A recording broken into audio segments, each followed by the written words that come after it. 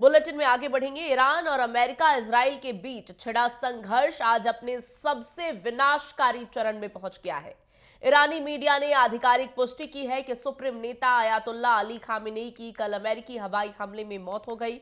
इस खबर के बाद ईरान ने भीषण पलटवार करते हुए इजराइल, दुबई और कतर स्थित अमेरिकी सैन्य अड्डों पर दर्जनों बैलिस्टिक मिसाइलें दागी हैं। जवाब में राष्ट्रपति ट्रंप ने ऑपरेशन एपिक फ्यूरी को और तेज करने का आदेश दिया है, जिसमें ईरान के 80% शीर्ष सैन्य नेतृत्व के मारे जाने का दावा किया गया। स्ट्रेट ऑफ हॉर्मुज बंद होने की आशंका से वैश्विक तेल बाजारों में हड़कंप मच गया है।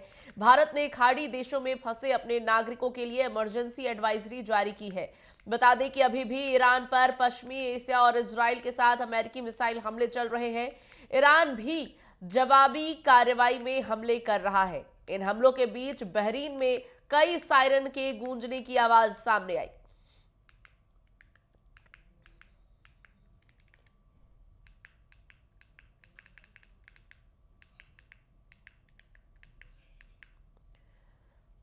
तो दोनों देशों के बीच, अमेरिका, इजराइल और ईरान, इन तीन देशों के बीच, हालांकि जिसमें इजराइल और अमेरिका एक साथ है, ईरान के सुप्रीम नेता अयातुल्ला खामेनेई की मौत हो गई।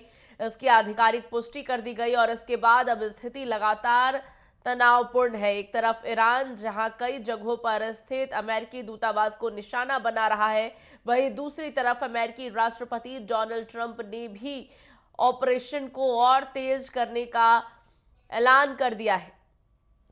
ऐसे में भारत सरकार की तरफ से ईरान में फंसे अपने सभी नागरिकों के लिए एडवाइजरी जारी किए जा रहे हैं। एक के बाद एक ईरान की तरफ से बैलिस्टिक मिसाइल दागे जा रहे हैं और तमाम देशों में अमेरिकी दूतावास को निशाना बनाया जा रहा है। वहीं दूसरी तरफ अमेरिकी राष्ट्रपति डोनाल्ड ट्रंप ने भी अमेरिका की तरफ से चलाए जा रहे ऑपरेशन को और तेज करने का आदेश दे दिया है और ईरान के कई टॉप लीडर्स के मारे जाने का उन्होंने दावा किया है। मिडिल ईस्ट में जंग की शुरुआत हो गई है और अब टॉप लीडर्स ईरान के टारगेट पर है। यह जंग लगातार भीषण होती जा रही है। खामेनेई की मौत पर आसपास के देशों में भी गुस्सा फूट पड़ा है। कई इस्लामिक देश अब अमेरिका और इजराइल के खिलाफ खड़े नजर आ रहे हैं। स्ट्रेट ऑफ हॉर्मुज बंद होने की आशंका से वैश्विक तेल बाजारों में भी हड़कंप मचा हुआ है और भारत ने खाड़ी देशों में फंसे अपने नागरिकों के लिए इमरजेंसी एडवाइजरी भी जारी की।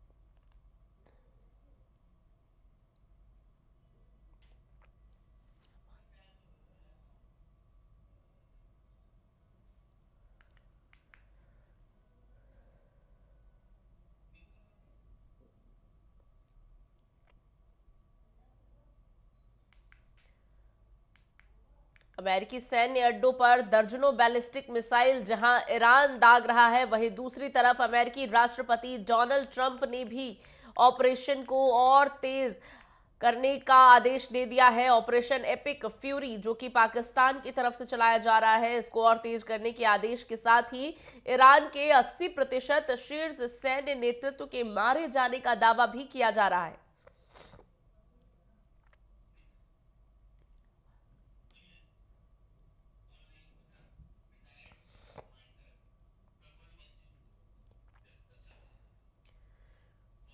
और फोनो लाइन पर हमारे साथ retired wing commander Praful Bakshi साहब जुड़े हैं। प्रफुल्ल सर, कैसे देखा जाए, ये तीन देश अब युद्ध के स्थिति में है, ईरान और दूसरी तरफ अमेरिका और इजराइल एक साथ है, जहां अमेरिकी नेतृत्व की तरफ से भी बता दिया गया है कि ऑपरेशन एपिक फ्यूरी को और तेज कर दिया जाए। साथ ही ईरान के 80% शीर्ष सैन्य अधिकारियों के मारे जाने का भी दावा अमेरिका कर रहा है। दूसरी तरफ खामेनेई की मौत के बाद ईरान में जो स्थिति है हम सब वाकिफ हैं और अब तमाम इस्लामिक देश भी एकजुट नजर आते दिखाई दे रहे हैं और पाकिस्तान भी उसमें से एक है। मिडिल ईस्ट में एक बार फिर यह तनावपूर्ण बनी हुई स्थिति कैसा रूप आगे लेती हुई दिखाई दे रही है?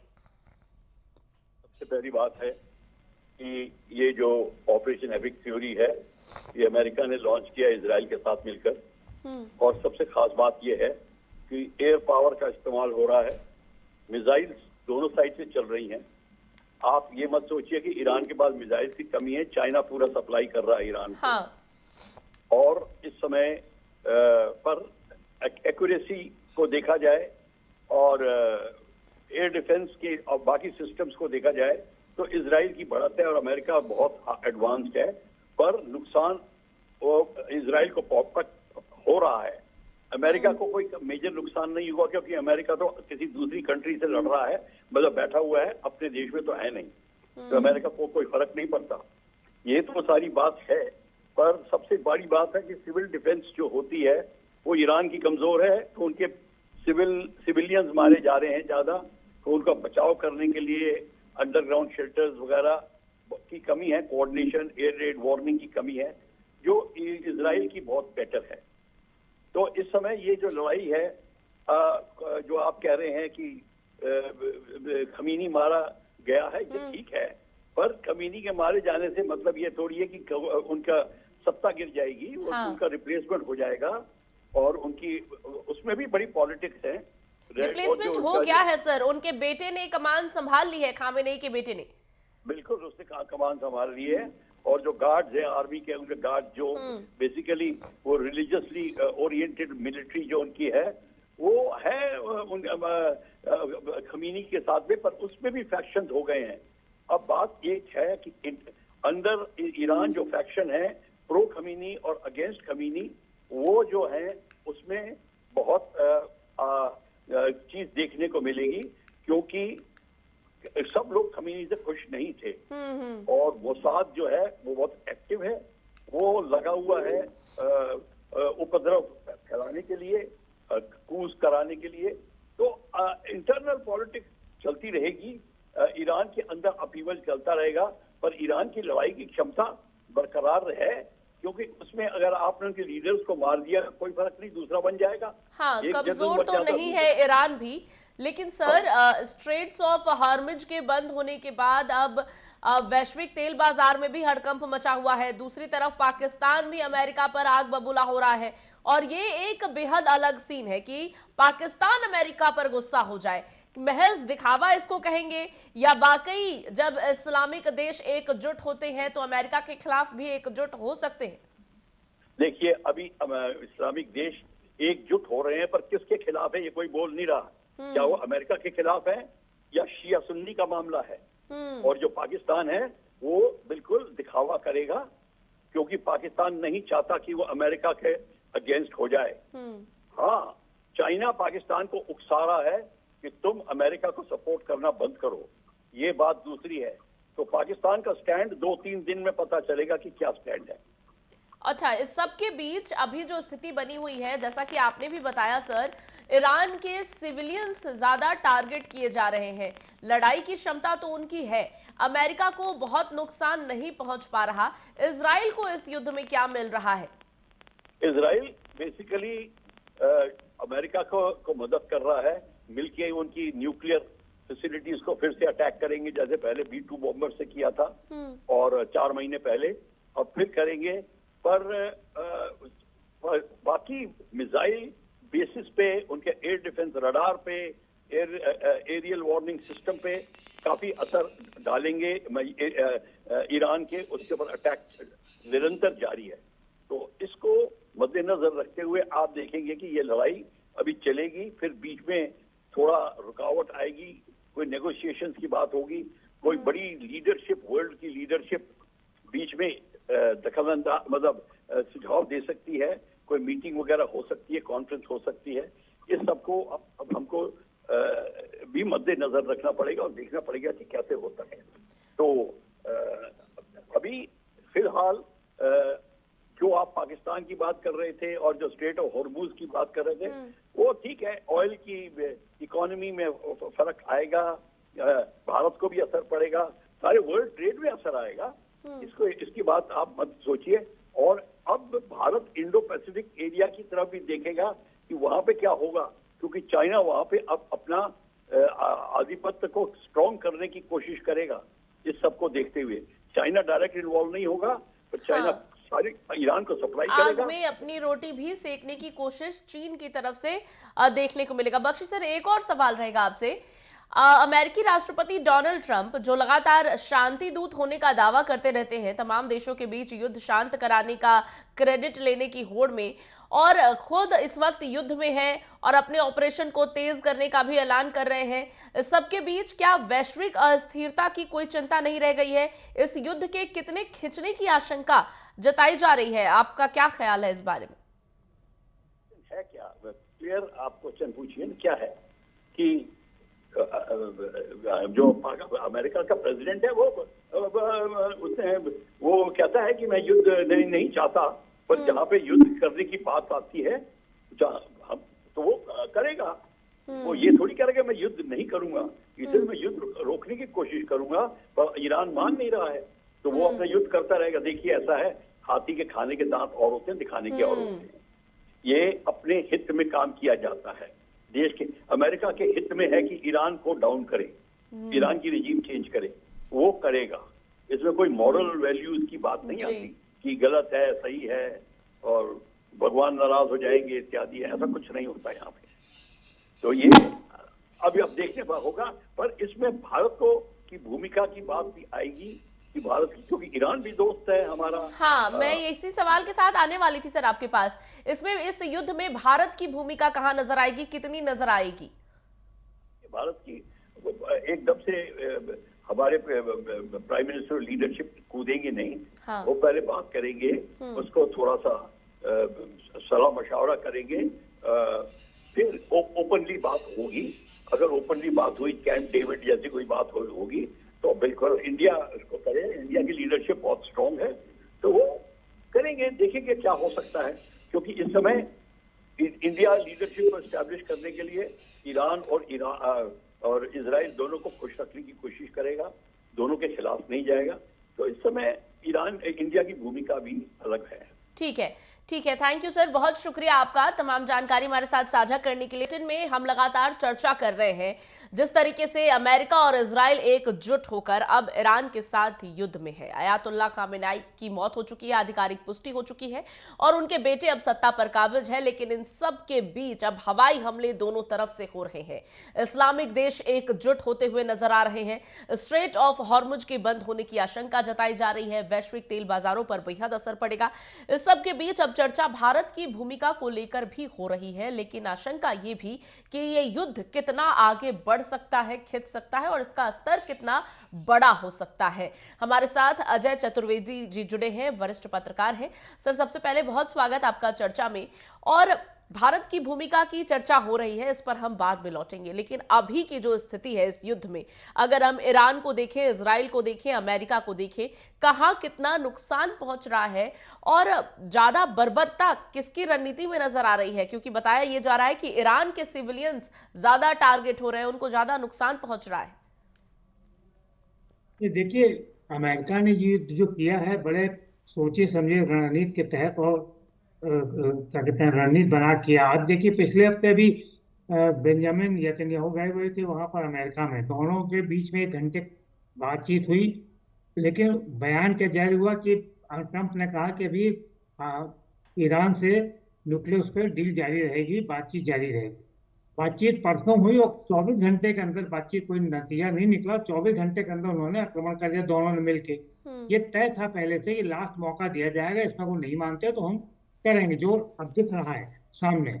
दूसरी बात ये है कि अमेरिका को हल्काने के लिए रूस, चाइना बहुत बोल रहे थे, लेकिन अमेरिका के सारे गल्फ कंट्रीज में सैनिक अड्डे हैं जो उन्होंने तैयारी कर ली थी, अपना सब मूवमेंट उनका चल रहा था।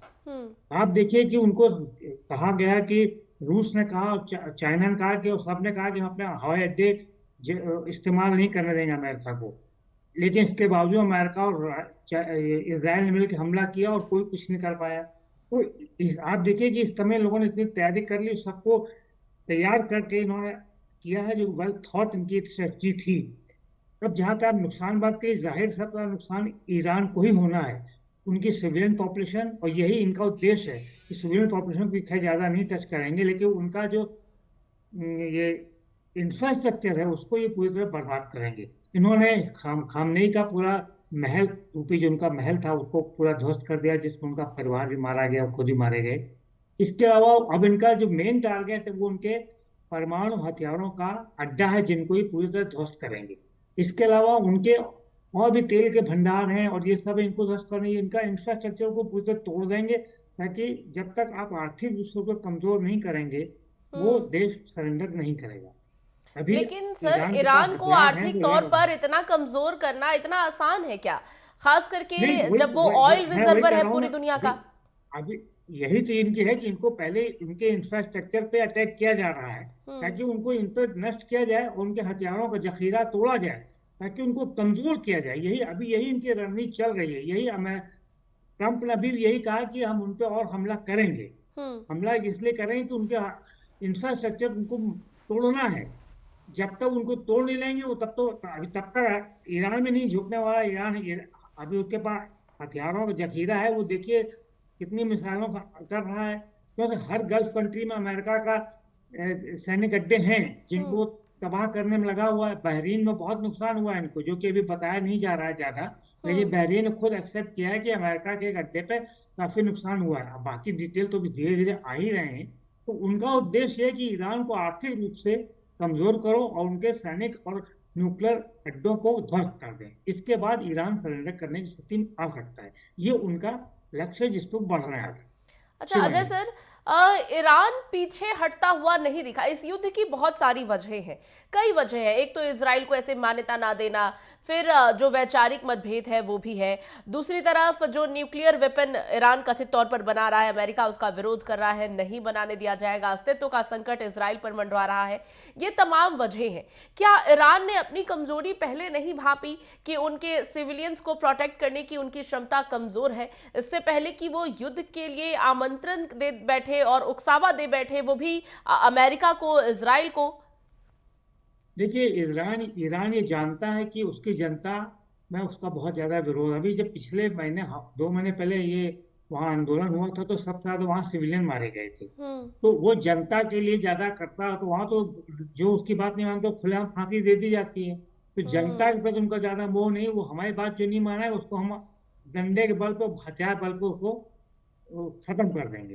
तो जनता में उनका इतना समर्थन होता तो ये स्थिति ही नहीं आती।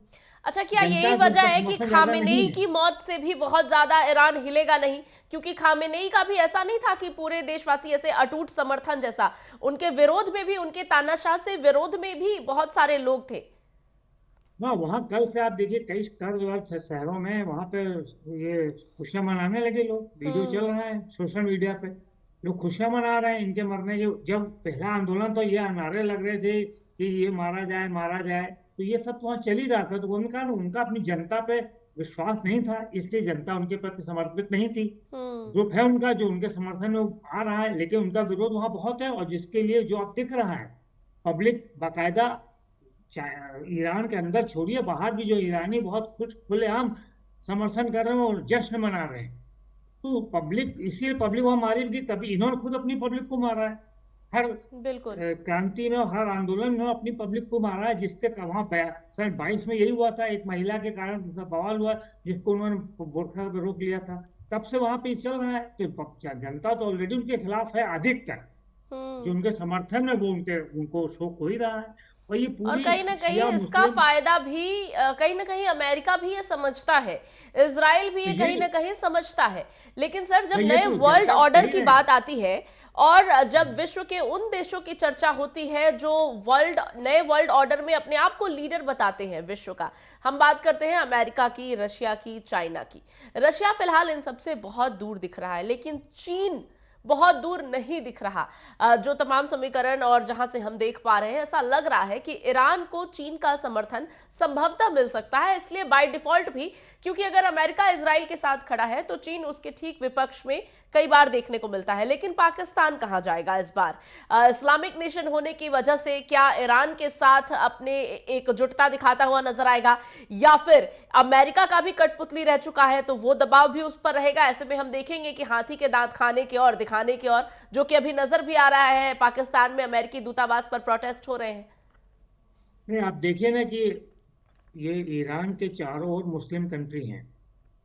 क्या कल से किसी मुस्लिम कंट्री में विरोध हुआ या बयान आया एक्सेप्ट पाकिस्तान? दूर से आ रहे हैं जी, दूर हैं, आसपास कोई नहीं बोल रहा है। अब आप इसी समझ लिए कि कितनी एकता और कितनी उनके अंदर एकजुटता है और जो उसको लेके बोल रहे हैं। तो ईरान से गल्फ कंट्री भी बहुत त्रस्त थे, ऐसी बात नहीं, जो खुश थे। जिस तरह चुप्पी साधे हुए हैं ये स्पष्ट है।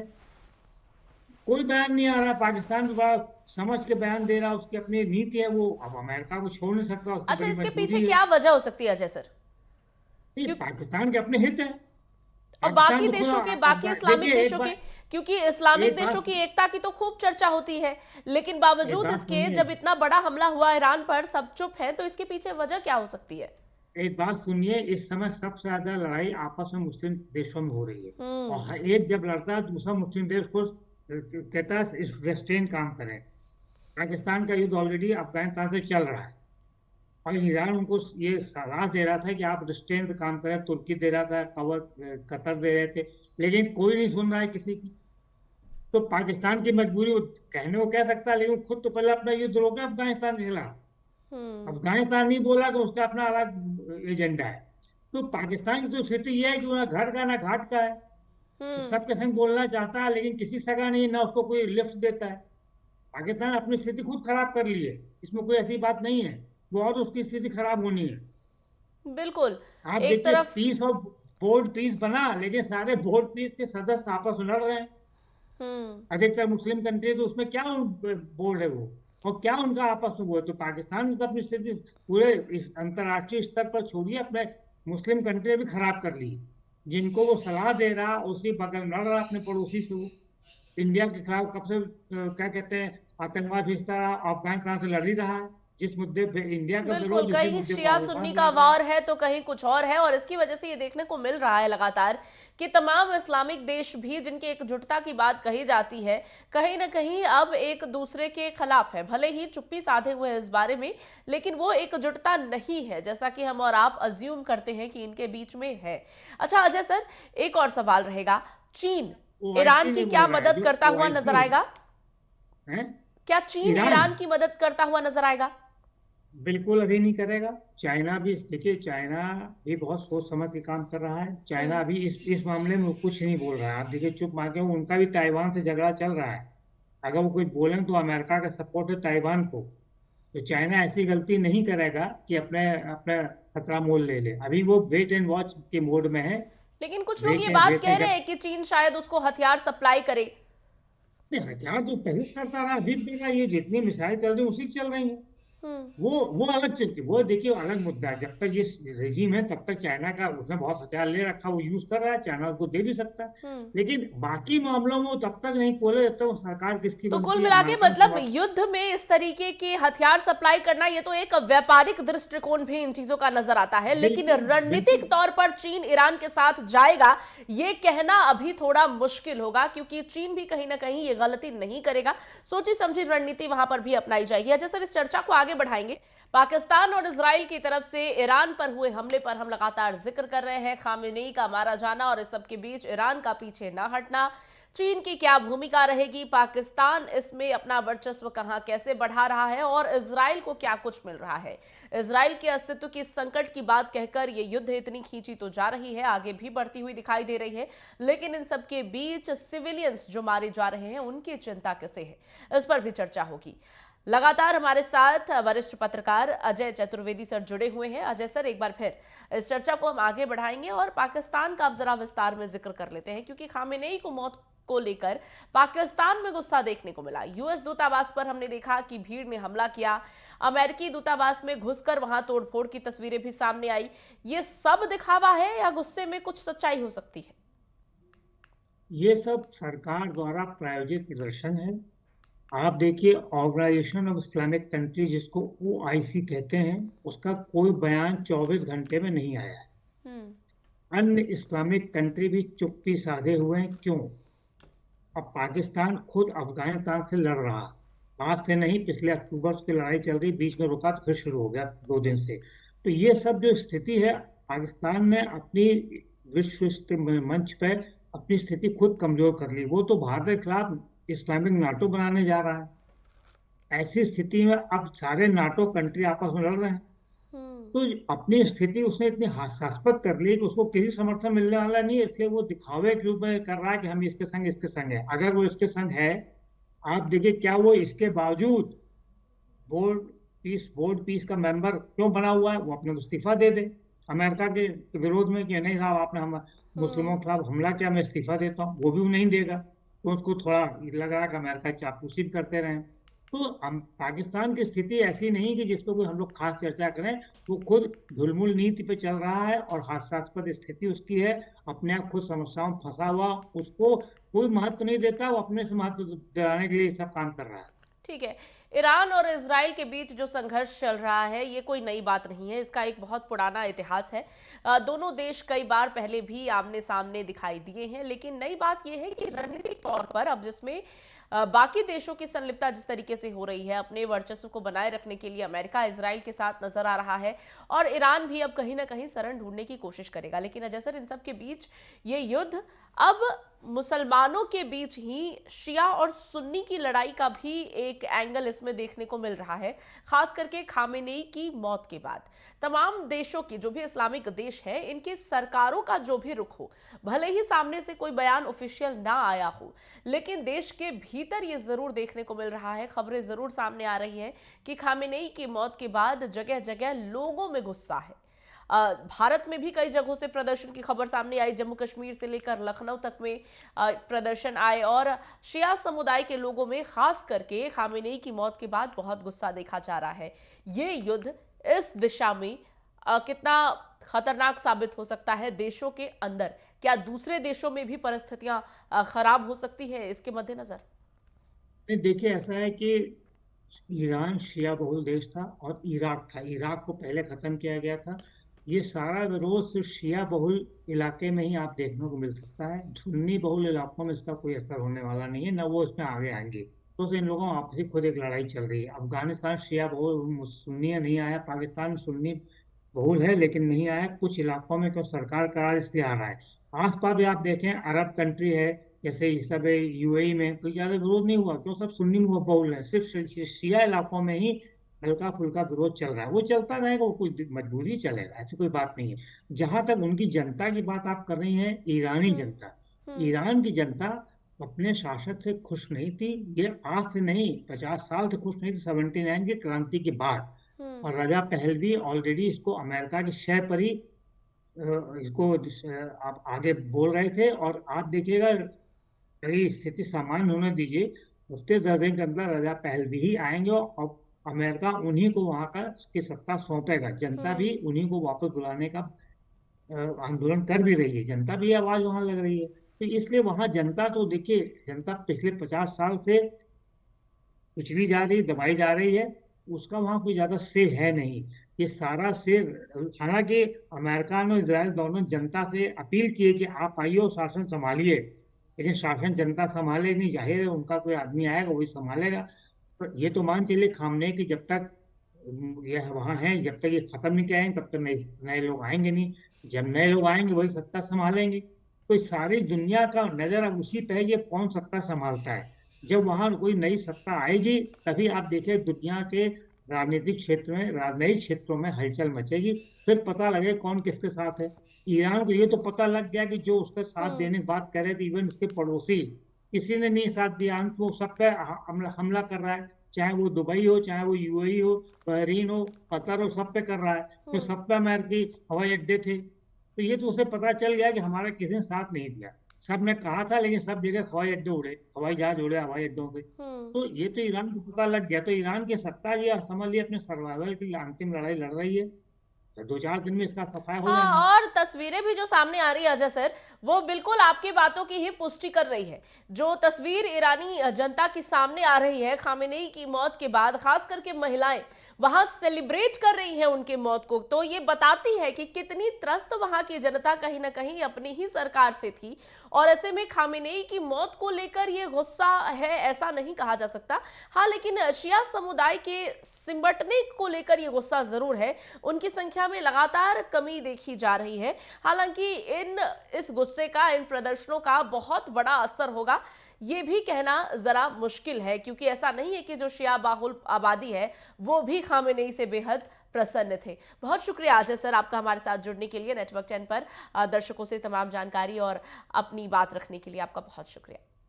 और अब लगातार जब हम इस चर्चा में आगे बढ़ रहे हैं तो हम बात कर रहे हैं कि किस तरीके से ईरान में हुआ ये हमला या ईरान की तरफ से इजराइल पर किया गया ये हमला बाकी देशों पर अपना असर छोड़ेगा। इस चर्चा को आगे बढ़ाते हैं। हमारे साथ प्रोफेसर सतीश कुमार सर जुड़ गए हैं, विदेश मामलों के जानकार हैं। सर बहुत स्वागत है आपका नेटवर्क 10 पर। और फोनो लाइन पर आप जुड़े हैं हमारे साथ। बहुत बड़े सवाल नहीं, छोटे सवाल और जिक्र जिसका हम अभी कर रहे थे, चतुर्वेदी सर हमारे साथ थे, वरिष्ठ पत्रकार। उनका मानना था कि चीन अभी इस युद्ध में बहुत जल्दबाजी नहीं करेगा अपनी कोई भूमिका निभाने में। वहीं दूसरी तरफ उससे पहले हमारे साथ एक खास मेहमान जुड़े, ब्रिगेडियर साहब। उनका कहना है कि चीन जरूर इस लड़ाई में अपनी रणनीतिक रोटियां सेकता नजर आएगा। आपको क्या लग रहा है, बतौर विदेश मामलों के जानकार, आप इस युद्ध को कैसे देख रहे हैं? क्या चीन की इसमें संलिप्तता हो सकती है? अमेरिका अगर इजराइल के साथ है तो क्या चीन को हम ईरान के साथ खड़े होते हुए देखेंगे?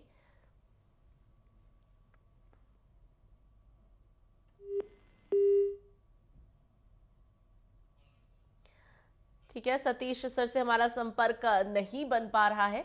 कोशिश करेंगे हम उनके साथ लगातार जुड़ने की, लेकिन अभी जो स्थितियां हैं, बैलिस्टिक मिसाइल दोनों तरफ से दागी जा रही हैं, सिविलियंस ईरान के अधिक नुकसान में है। हालांकि इजराइल को भी नुकसान हो रहा है, लिहाजा युद्ध की परिस्थिति में जो भी देश युद्ध में प्रवेश करते हैं नुकसान दोनों तरफ होता है। लेकिन इन सब के बीच वर्चस्व की ये लड़ाई है, जहां एक तरफ परमाणु हथियार कथित तौर पर ईरान बना रहा है, अमेरिका इसे बनाने नहीं देना चाहता। लगातार तनाव की स्थिति इस मुद्दे को लेकर बनी हुई थी। वहीं इजराइल का कहना है कि ईरान का परमाणु बम बनाना हमारे लिए अस्तित्व का संकट खड़ा करता है और कई अहम मुद्दे भी हैं। इसी बीच बड़ी खबर भी आपको बताते चले, खामेनेई की मौत पर पाकिस्तान में गुस्सा देखने को मिल रहा है। कराची में यूएस दूतावास पर भीड़ ने हमला किया। अमेरिकी दूतावास में घुसकर तोड़फोड़ की भी खबर सामने आई है। यूएस दूतावास के पास आगजनी भी की गई।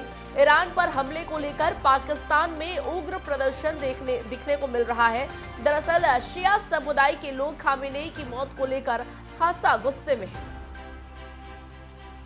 प्रोफेसर सतीश कुमार, विदेश मामलों के जानकार, फोनो लाइन पर एक बार फिर से हमारे साथ जुड़ गए हैं। सतीश सर, किस तरीके से इस युद्ध को देखा जाए, खास करके जब तमाम मुस्लिम देशों में, खास करके जो शिया बहुल देश है, उनमें अब खामेनेई की मौत को लेकर नाराजगी सामने आ रही है, जैसे कि पाकिस्तान में देखने को मिल रहा है। अमेरिकी दूतावास के पास आगजनी, तोड़फोड़ की खबरें। हालांकि पाकिस्तान की तरफ से यह बहस दिखावा भी हो सकता है, क्योंकि हमला करने वाला कोई और नहीं, जिसके वो ही फुटबॉल बने हुए हैं, वो अमेरिका है।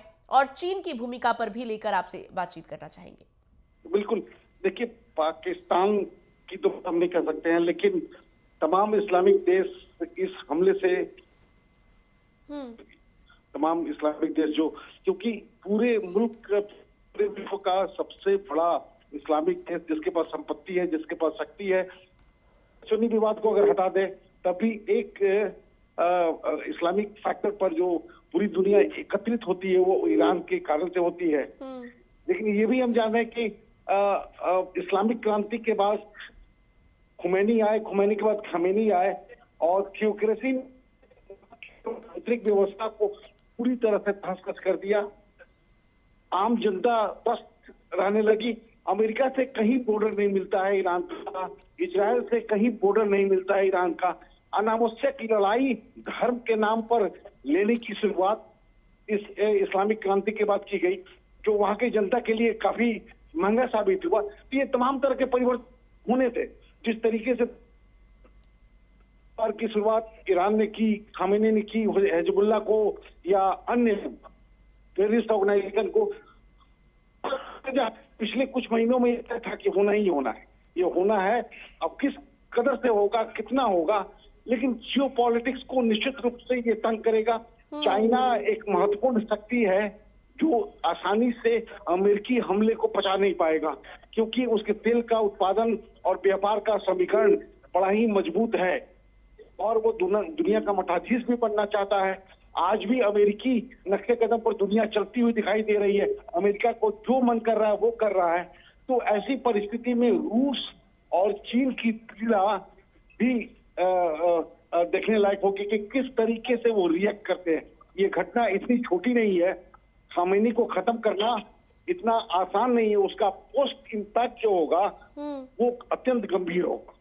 बिल्कुल। और सतीश सर, इस सबके बीच मैं आपसे जो पहले प्रश्न लेकर आई थी, जैसा कि आपने कहा अभी जियोपॉलिटिक्स के जिस दौर में हम हैं, दुनिया में कहीं भी अगर एक वॉर फ्रंट अगर खुलता है तो उसका असर बाकी देशों पर भी देखने को मिलता है।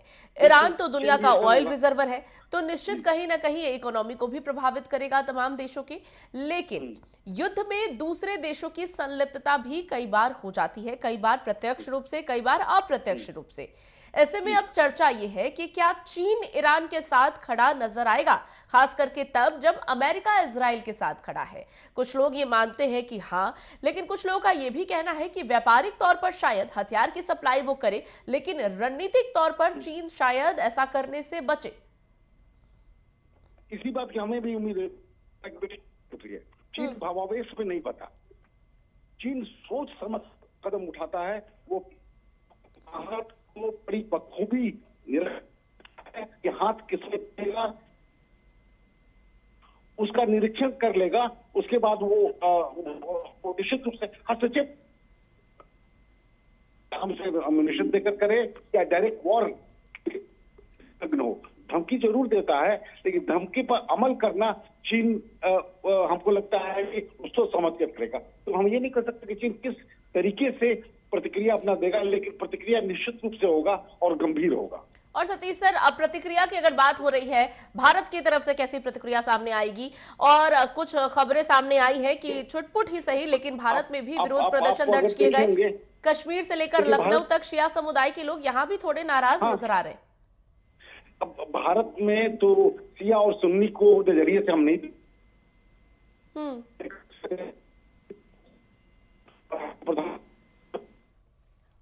याद होगा जिस हमास के हमले को उन्होंने निंदा की और इजराइल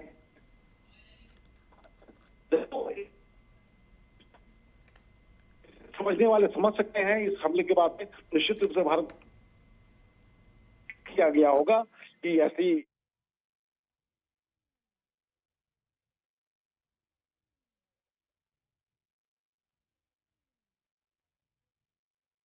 इजराइल के साथ कंधे से कंधे मिलाकर चल रहा है। हम क्योंकि दोनों देश इसके भुक्तभोगी हैं और ईरान पिछले 2 दशकों से 3 दशकों से लगातार प्रॉक्सी वार की कोशिश कर रहा था, जिससे पूरी दुनिया वेस्ट एशिया का स्पिल ओवर इम्पैक्ट जो था ना, साउथ एशिया पर भी पड़ रहा था। वो बहुत सारे पैसे बांग्लादेश में आते थे, पाकिस्तान में आते थे और जिहादी मूवमेंट की शुरुआत होती थी। तो हमको लगता है कि ये दर्द भरा है कि कोई बाहरी शक्ति के नक्शे कदम पर ईरान में हमला हुआ और वहां के सबसे बड़े लीडर को मारा जाता है। लेकिन उससे दुनिया में हमको लगता है कि बेहतर एक परिस्थिति बनी थी, वहां की जनता भी बड़ी नाखुश थी, अशांत थी। बिल्कुल सतीश सर, ऐसा नहीं है कि खामेनेई की मौत से उनको अपने अस्तित्व का, खास करके शिया समुदाय का भी फिर वही है कि उनके अपने अस्तित्व को लेकर डर जरूर हो सकता है, लेकिन वो भी बहुत खुश थे खामेनेई से, ऐसा नहीं कहा जा सकता। खास करके उनके मौत के बाद जिस तरीके से सेलिब्रेशन की तस्वीरें भी सामने आई है ईरान से, वो भी इसी बात को बयां करती है। बहुत शुक्रिया सर आपका हमारे साथ जुड़ने के लिए नेटवर्क 10 पर, और तमाम बातें हमारे साथ, हमारे दर्शकों के साथ रखने के लिए।